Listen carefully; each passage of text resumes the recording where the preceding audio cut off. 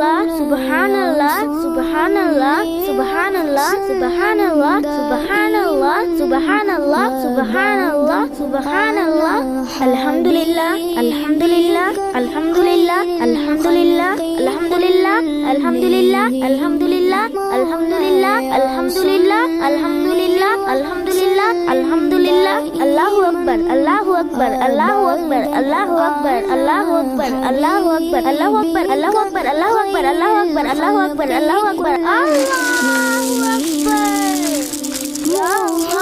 এ কি হয়ে গেল?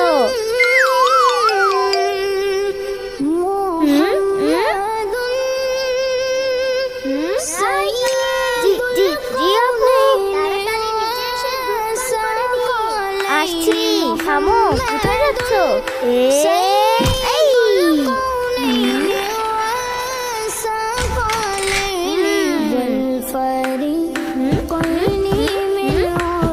সাবধানে রাইকা, পড়ে যাবে।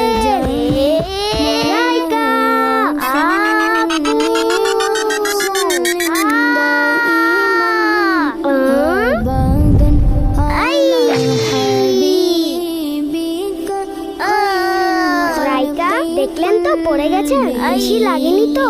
না আপু, লাগেনি। লেগেছে তো?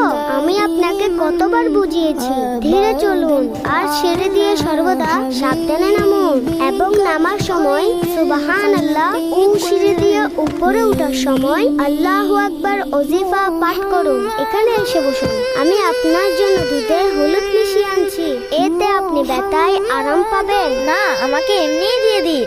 আরে রাইকা, অনেক খারাপ কথা। একে তো আপনি বাম হাতে গ্লাস ধরে দুধ পান করেছেন, যা সুন্নতের খেলাফ। আমাদের সর্বদা ডান হাতে সকল খাবার খাওয়া উচিত, ডান হাতে প্রত্যেক বস্তু দেওয়া ও নেওয়া উচিত।